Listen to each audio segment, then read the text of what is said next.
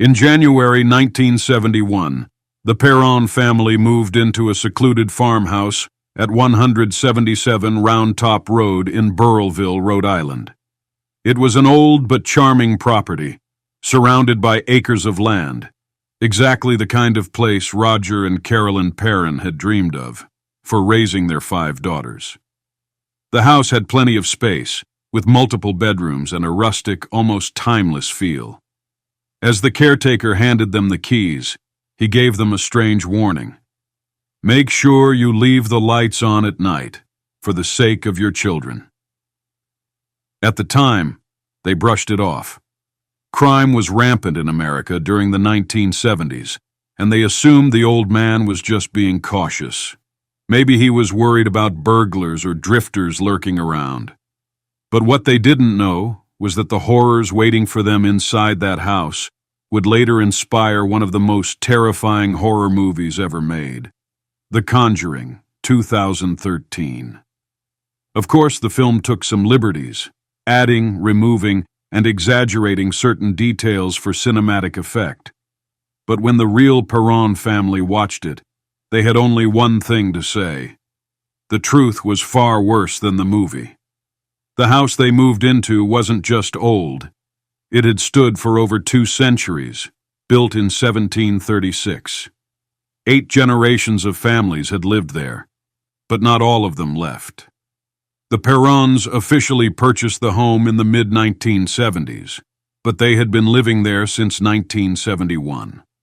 From the moment Roger and Carolyn stepped inside, they felt something strange, a familiarity, almost as if the house had been waiting for them. Their 5 daughters, April, Cindy, Christine, Nancy, and Andrea, the eldest, were ecstatic. They spent the entire first day racing through the house, exploring every corner and creaking hallway, arguing over who got which bedroom. Between all the unpacking and the chaos of moving in, Roger and Carolyn didn't think much about what the caretaker had told them earlier. Until that night. The family sat around the kitchen table, sharing stories and teasing each other, when suddenly the room fell silent. Andrea, the oldest daughter, turned to her mother and asked, "Mom, who was that man?" The one following Mr. Kenyon around while he was moving his things out. Carolyn froze, because as far as she knew, Mr. Kenyon had been alone. Carolyn and Roger exchanged uneasy glances. They had spent hours moving furniture and boxes, yet they hadn't seen anyone in the house besides Mr. Kenyon. Andrea, however, was certain. She insisted that the man following Mr. Kenyon never left his side the entire time. He never spoke, she added. He just kept his head down, his face completely blank. No expression at all. At first, the children found it hilarious, laughing and teasing each other about the creepy-looking man. But their laughter faded quickly when their parents told them, with complete certainty, that there was no other man in the house. A chill ran through them. They were sure of what they had seen. More than one of them had noticed the man. And yet, when Mr. Kenyon drove away, the strange man who had been following him was nowhere to be seen. Which could only mean one thing. Whoever that man was, he never left. Carolyn tried to brush it off. Maybe it was just a trick of the light, she said, changing the subject. That night, after putting the children to bed, Carolyn and Roger checked the entire house. They opened every door, looked in every corner. Nothing. The house was empty. So, they let it go. At least for now. 13-year-old Andrea had her own bedroom, while Nancy, 11, and Christine, 10, shared a room. The youngest, Cindy and April, stayed in a separate bedroom together. That same night, as the family settled in for their first sleep in their new home, Carolyn woke up suddenly in the middle of the night. A sound drifted in from outside the house. A child crying. It wasn't just any cry. It was heart-wrenching, like a little boy desperately calling for his mother. Her maternal instincts kicked in immediately. She rushed to the door, stepping outside into the cold night air. She searched the yard, trying to find where the sound was coming from. But there was nothing. The wailing stopped. She stood there, waiting, listening. But the only sound was the wind rustling through the trees. Carolyn's heart pounded. She knew the sound hadn't come from inside. She recognized each of her children's cries, and none of them sounded like that. Still, to be sure, she checked each of their rooms. All 5 girls were sound asleep. The next morning, as Carolyn tidied up the house, she decided to start folding laundry in her bedroom. That's when she heard it. A soft, sweeping sound coming from the kitchen. The unmistakable sound of a broom brushing across the floor. Her first thought was that one of the girls had decided to help clean up, but when she walked into the kitchen, no one was there. The broom was leaning against the wall, untouched. Carolyn stared at it, confused. She shook her head, convincing herself she imagined it, and went back to folding laundry. But then, the same sound, clear as day. This time, when she returned to the kitchen, her stomach dropped. The broom was now on the opposite side of the room. And right there, in the middle of the kitchen floor, was a small pile of dust and dirt, as if someone had just been sweeping. A cold shiver crawled up her spine. She immediately checked the other side of the house where the children were. They were all playing in their rooms. Carolyn didn't tell anyone what she had seen. Not Roger, not even the kids. She refused to believe she was losing her mind, or worse, scaring her family unnecessarily. But things were just getting started. Night after night, Andrea was being woken up by one of her younger sisters. One night, Nancy came to her, asking if she could sleep in Andrea's room. "Why?" Andrea asked, half asleep. Nancy hesitated before whispering, "I just don't want to sleep in my room tonight." Andrea let her stay. But the next night, Cindy came to her crying, begging to sleep in her bed. "What's wrong?" Andrea asked. Through sobs, Cindy admitted, "I hear them." "Hear who?" "The voices." Andrea felt a chill. "What are they saying?" she asked. Cindy wiped her tears and whispered, "They keep saying, there are 7 dead soldiers buried in the walls." At first, Cindy tried to ignore the voices. She wasn't scared. Not really. But then things changed. The whispers grew closer. One night, as she lay in bed, she felt something lean in close to her ear. And then, "There are 7 dead soldiers buried in the walls." The words came softly at first, like a breeze, but then the whispers repeated, again and again. 7 dead soldiers, 7 dead soldiers. Cindy lay there, frozen, her body rigid with fear. She squeezed her eyes shut, too terrified to move. That wasn't the only thing happening. Whenever Cindy played with her toys, she'd leave them for a moment, only to return and find them back where they started, sometimes neatly arranged, sometimes shoved under the bed. Frustrated, she started blaming her sisters. "Stop messing with my toys!" she would yell. But her sisters swore they hadn't touched them. Even Carolyn was confused. When Cindy asked her if she had cleaned up the toys, she simply shook her head.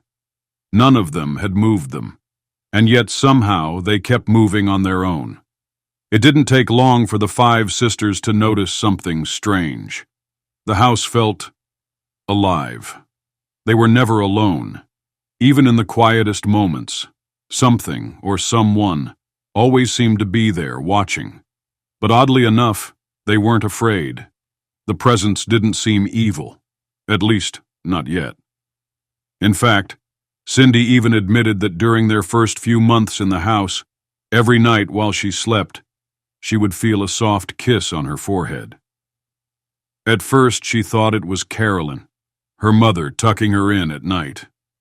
But when she asked Carolyn about it, her mother simply smiled and said, "I do that sometimes, but not every night." Then who had been doing it? There was something else, too. The house always carried a strange scent, a mix of flowers and ripe fruit. It was so strong that it filled the air, yet there were no perfumes, candles, or fresh flowers in the house that could explain it. But the real horror would come at night. One night, Carolyn awoke again. The same sound, a child sobbing outside.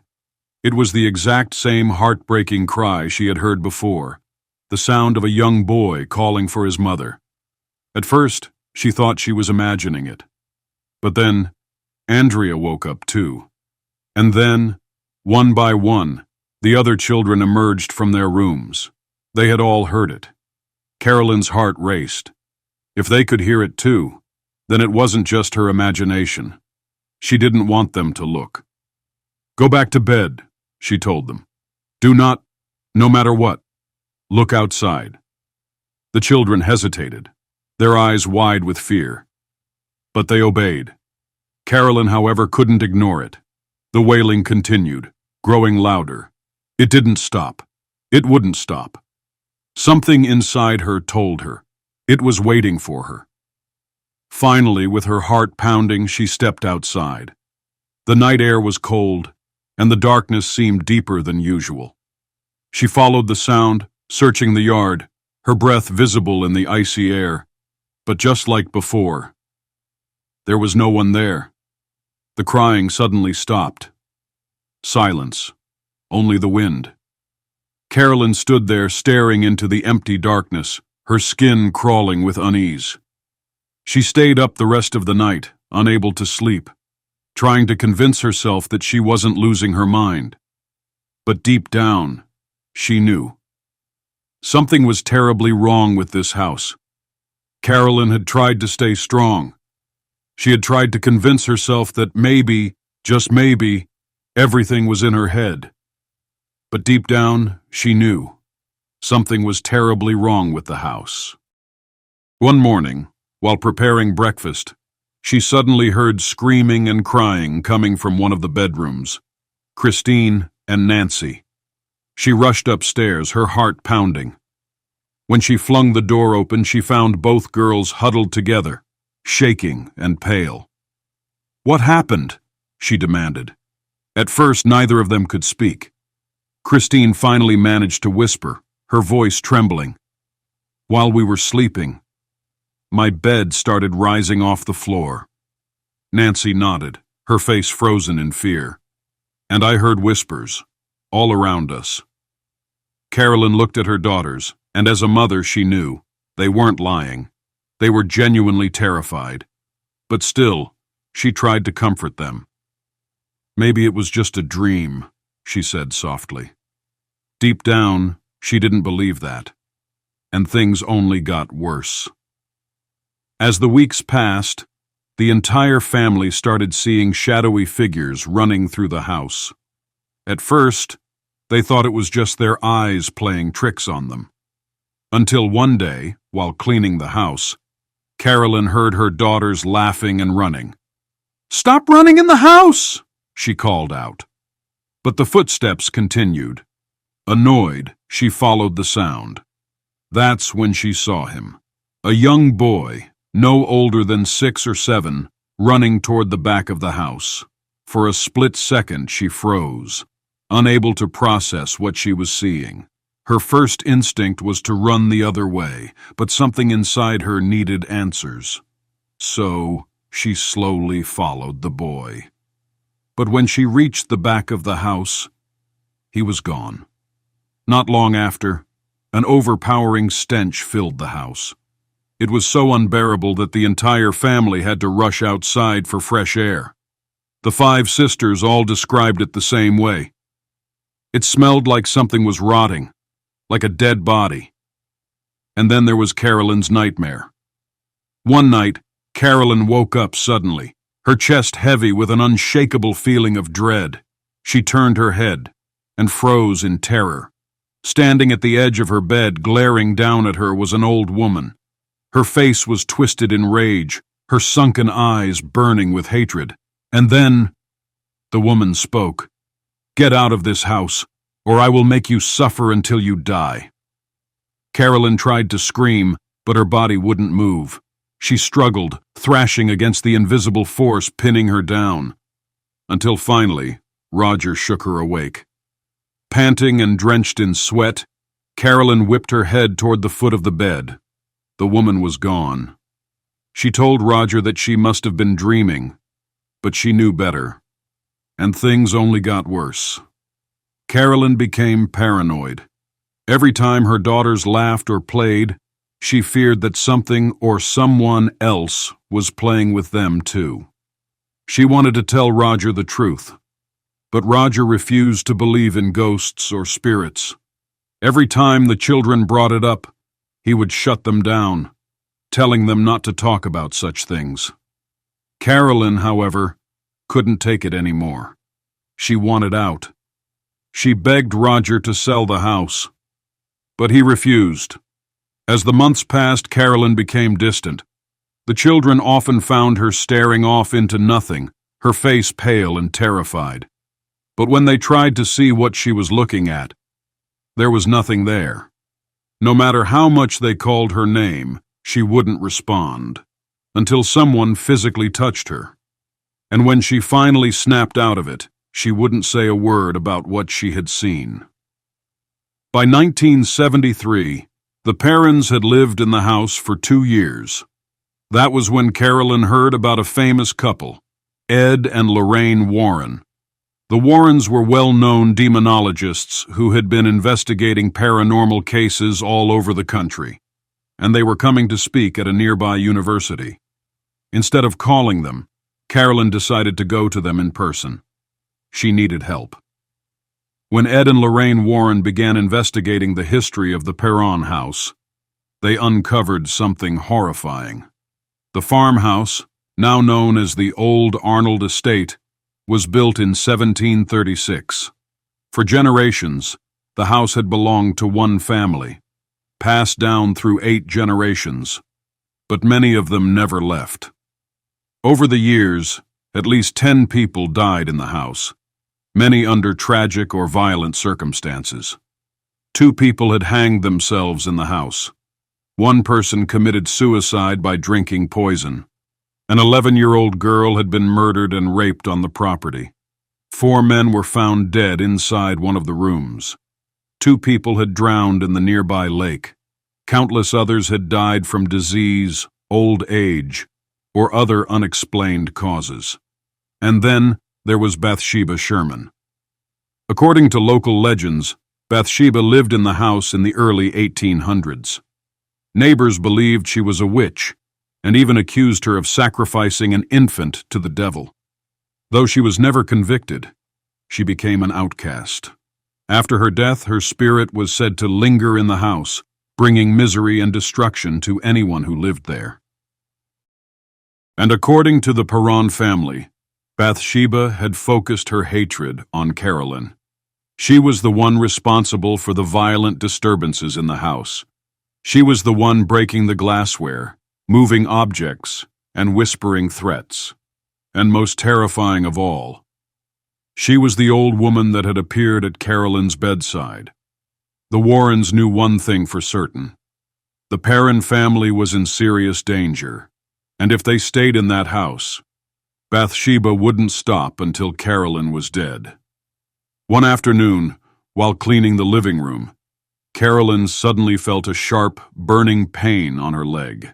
She gasped, looking down. Blood was trickling down her skin. When she wiped it away, she froze. There was a small, circular wound, as if a needle or large pin had pierced her flesh. It was then that Andrea, the eldest daughter, began to understand something chilling. Whoever is haunting this house wants to take my mother's place. The spirit, or whatever it was, had one clear target: Carolyn. Her belongings constantly went missing. She felt exhausted all the time. And even when she had barely done anything, she felt drained beyond belief. The stress and emotional weight of the house had started taking its toll. Roger, her husband, began to worry that Carolyn was losing her mind. Yet strangely, nothing ever happened to him. While Carolyn suffered the brunt of the hauntings, Roger never experienced a single attack. Some people believe that Bathsheba Sherman was merely a fictional creation to make the Conjuring movie scarier. But in reality, Bathsheba Sherman was real. She was born Bathsheba Thayer in 1812. She later married Judson Sherman, a farmer, and on March 10, 1844, they settled in Burrillville, Rhode Island, not far from what would later become the Perron family's house. From the start, Bathsheba was viewed as an outcast. She rarely socialized, and because of this, rumors spread. People in town whispered about her, calling her strange, cold, and possibly even a witch. She and her husband had one recorded child, Herbert Sherman, born in 1849. But according to local stories, Bathsheba had 3 other children: Julia, born 1845, Edward, born 1847, George, born 1853. Yet none of them lived past the age of 7. No official death records exist for these children. This only fueled the town's suspicions. Had Bathsheba sacrificed her own children to the devil? The townspeople believed so. And then, something even darker happened. The death of the infant. One day, Bathsheba was babysitting an infant, a child of a neighboring family. Hours later, the baby was found dead. Blood pooled beneath the infant's skull, and upon examination, a horrifying detail was discovered. A tiny hole had been punctured into the back of the baby's head, as if a large sewing needle had been driven through its skull. The townspeople were outraged. To them, this was proof. Bathsheba had offered the baby as a sacrifice to Satan. Although she was never convicted, her reputation was permanently destroyed. She continued to live in isolation until her husband died in 1881. 4 years later, in 1885, Bathsheba herself passed away. But according to legend, her spirit never left, and in 1973, she had made Carolyn Perron her target. Carolyn had finally had enough. When she learned that Ed and Lorraine Warren were coming to speak at a nearby university, she went to them for help. The Warrens agreed to investigate the Perron family's home. As soon as Lorraine Warren stepped inside, she immediately sensed something was wrong. She turned to Carolyn and whispered, "They're following you." Lorraine claimed that multiple spirits were attached to Carolyn, lingering behind her as she moved through the house. That night, the Warrens left, promising to return. But then, something horrible happened. That evening, Carolyn's daughters screamed in terror. They rushed into the living room and saw their mother crawling on the floor. Carolyn's body twisted unnaturally, and she was whispering rapidly in a language no one could understand. The 5 girls cried and screamed, trying to snap her out of it, but nothing worked. Then the front door burst open. Roger had just arrived home from work. He ran to his wife and grabbed her, trying to shake her out of it. That's when Carolyn stopped moving.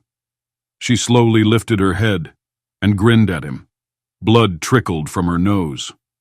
Roger froze in horror. For a moment he felt as if he were staring into the eyes of someone else, someone who was not his wife. He shook her harder. "Carolyn!" After a few moments, her body went limp, and she snapped out of it. She had no memory of what had just happened. The family was shaken. When the children told Roger that the Warrens had visited earlier, he was furious. He blamed them, thinking their presence had made things worse. But Carolyn didn't care what he thought. She knew there was only one way to end this. She called the Warrens back, and this time, they brought a priest. Carolyn locked her 5 daughters in a room, instructing them to stay inside no matter what. The Warrens believed they needed to communicate with the spirits before blessing the house, in hopes of finding out what they wanted. Andrea, the eldest daughter, was curious. Despite her mother's warning, she snuck out of the room and peeked into the living room, where Lorraine and Ed Warren were conducting their seance. That's when she saw it. Her mother's entire body went rigid. Then, her eyes rolled back, turning completely white. The chair she was sitting in suddenly lifted off the ground, hovering in the air, as if invisible hands were holding her. Then, Carolyn was thrown violently across the room. Even the priest who had been brought to help was terrified by what he was witnessing. Lorraine shouted for the priest to begin the blessing immediately, forcing him to push past his fear. After several minutes of intense prayer, Carolyn fell limp to the ground. The Warrens believed they had expelled the spirits. In the following months, things seemed normal. The Perrons noticed that the house was quiet for the first time in years. Even Roger, who had always been skeptical, couldn't deny that his family felt happier. Carolyn smiled again. The children played without fear. For the first time in years, they felt like a normal family again. But peace doesn't last forever. One morning in 1974, Andrea woke up early to help her younger sisters get ready for school. She walked into the kitchen and froze in horror. Her mother, Carolyn, was curled into a ball, rolling across the kitchen floor. Her body twisted unnaturally, and she muttered in a language Andrea couldn't understand. For a moment, Andrea stood paralyzed. Then, Carolyn stopped rolling and turned toward her. Andrea's heart pounded. She didn't wait. She spun around and ran back to her room. But as she reached the door, she heard something behind her. Footsteps.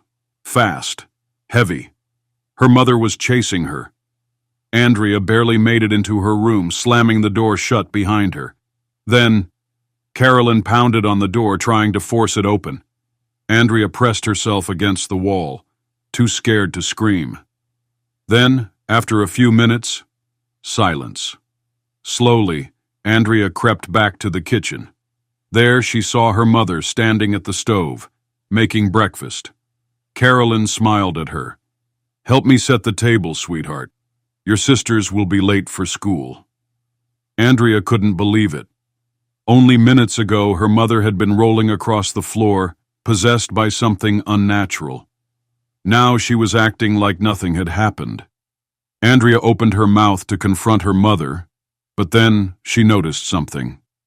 Carolyn's clothes were covered in dust. That's when she knew. It really was her mother.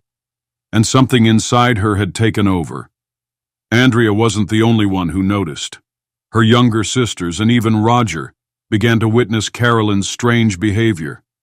She would stare into space for hours, her eyes empty and distant. She would ignore her daughters when they called her name. But the most terrifying part? Whenever Roger left for work, things got worse. Carolyn would begin whispering to herself in that same strange language. Sometimes, she would crawl on the floor like an animal. Other times, she would laugh to herself in the dark. But the worst moment came when Ed and Lorraine Warren visited again. Andrea, desperate for answers, begged them to come back. When Ed and Lorraine arrived, Carolyn greeted them warmly, saying that everything had been peaceful for over a year. She smiled, assuring them, "I promise, everything is fine now." Then, the front door swung open. Roger had just arrived home, and when he saw the Warrens standing there, his face turned red with anger. "Why did you call them here?" he snapped at Carolyn. He was furious that his wife had brought them back. He wanted the hauntings to be left in the past. They argued in front of everyone. But suddenly, Carolyn stopped talking. Her body tensed. Then she spoke. But the voice wasn't hers.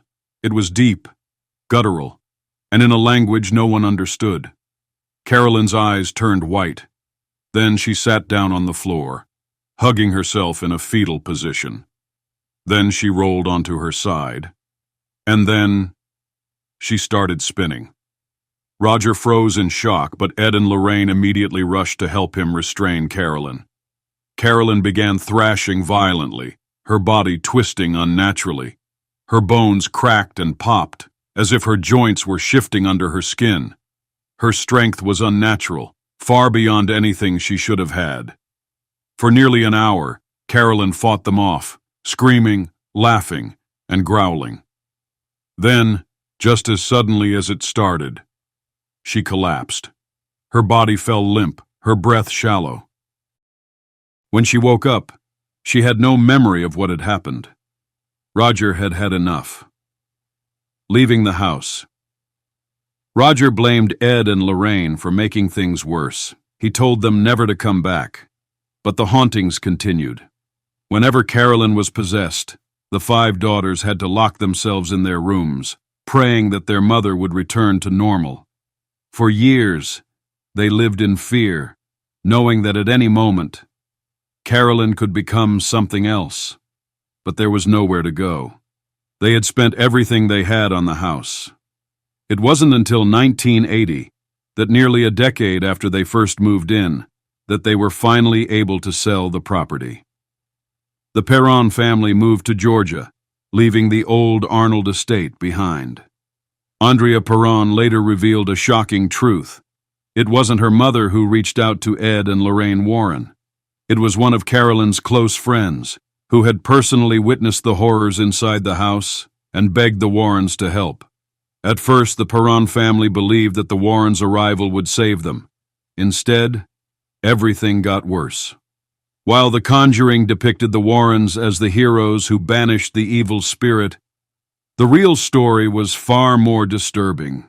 The hide and clap scene from the movie, one of its most terrifying moments, was actually inspired by a real event that happened to Cindy Perron. It happened only 6 months after the Perron family moved in. The 5 sisters were playing hide-and-seek when Cindy discovered an old wooden box in the woodshed outside. She decided to hide inside it, covering herself with a thin piece of plywood to stay out of sight. Minutes passed.